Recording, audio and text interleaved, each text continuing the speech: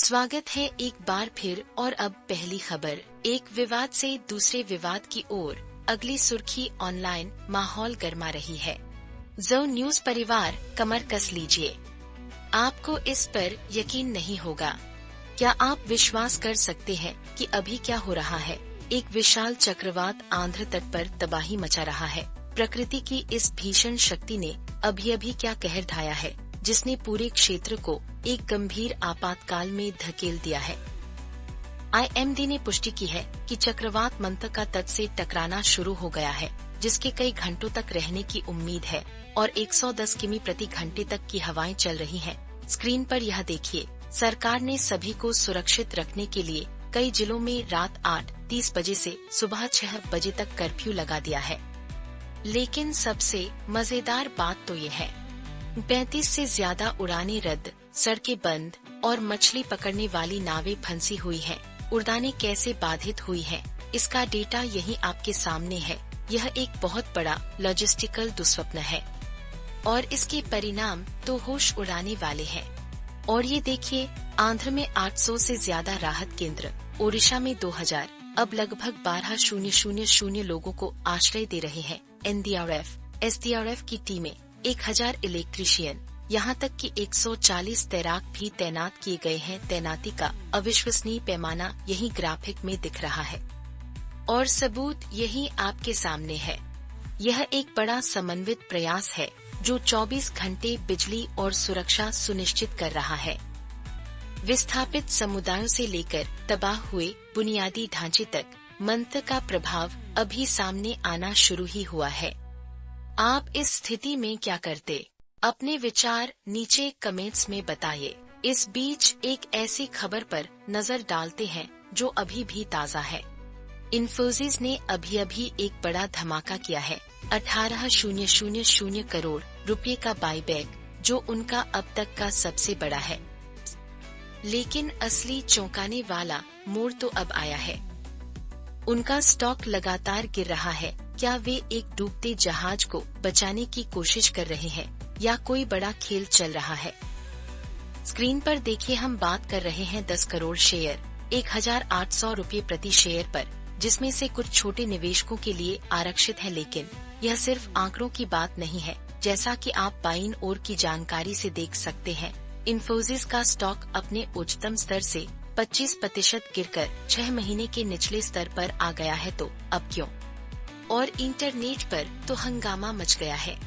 ऐतिहासिक रूप से इन्फोसिस के बाईबैक एक अप्रत्याशित कार्य रहे हैं। 2017 और 2021 की घोषणाओं में शुरुआती स्टॉक गिरावट देखी गई, लेकिन फिर एक जोरदार उछाल के साथ मजबूत रिकवरी हुई।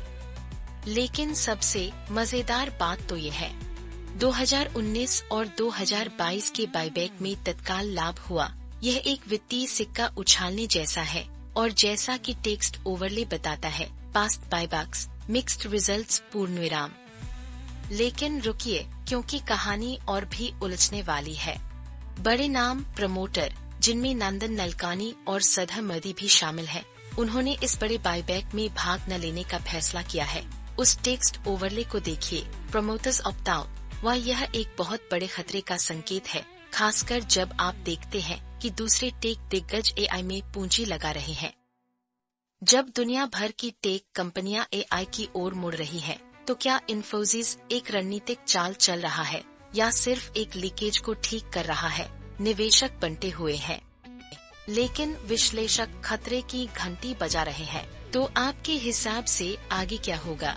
अपने विचार नीचे कमेंट्स में बताइए। ठीक है, अगली खबर दोस्तों, आपको इस पर यकीन नहीं होगा। जो न्यूज क्रू कमर कस लीजिए। एक आर्थिक भूकंप अभी आया है जो लाखों लोगों के जीवन को नया आकार देने का वादा करता है। कैबिनेट ने अभी क्या जारी किया है और हर कोई इसके बारे में क्यों बात कर रहा है? जो न्यूज क्रू, तो बात यह है, केंद्रीय मंत्रिमंडल ने अभी 8वें वेतन आयोग के लिए संदर्भ शर्तों को मंजूरी दे दी है। और देखिए, स्क्रीन पर ठीक वही है, अप्रूव्ड, PM लेड कैबिनेट।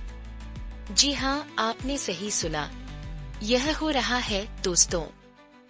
जो न्यूज क्रू, यह सिर्फ कुछ लोगों की बात नहीं है। स्क्रीन पर ये आंकड़े देखिए।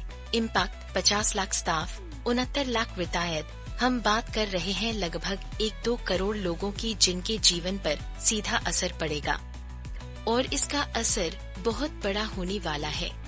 इस बड़े बदलाव के पीछे के दिमाग बेहद प्रभावशाली हैं, जिसमें सुप्रीम कोर्ट की पूर्व न्यायाधीश रंजना प्रकाश देसाई नेतृत्व कर रही हैं। उनके साथ प्रोफेसर पुलक घोष और पेट्रोलियम सचिव पंकज जैन हैं। यही वो मुख्य खिलाड़ी हैं जो भविष्य का फैसला कर रहे हैं। जो न्यूज क्रू, लक्ष्य बिल्कुल साफ है। उस तारीख को देखिए जो प्रमुखता से दिख रही है। टारगेट डेट जनवरी 1, 2026 लागू होने के लिए। लेकिन रुकिए, अभी और भी बहुत कुछ है। आयोग सिर्फ वेतन ही नहीं देख रहा है, वे इकोनॉमिक कंडीशंस, फिस्कल प्रूडेंस की भी जांच कर रहे हैं, जिसमें राज्य के वित्त से लेकर बिना फंडिंग वाली पेंशन तक सब कुछ शामिल है। और इसके परिणाम तो होश उड़ाने वाले हैं। तो जो न्यूज क्रू, यह एक बहुत बड़ा काम है जो लाखों लोगों के जीवन और देश की आर्थिक दिशा को आने वाले सालों तक प्रभावित करेगा। आप इस स्थिति में क्या करते? अपने विचार नीचे कमेंट्स में बताइए। फिलहाल के लिए इतना ही। आपसे फिर मुलाकात होगी कुछ और नई और दिलचस्प खबरों के साथ।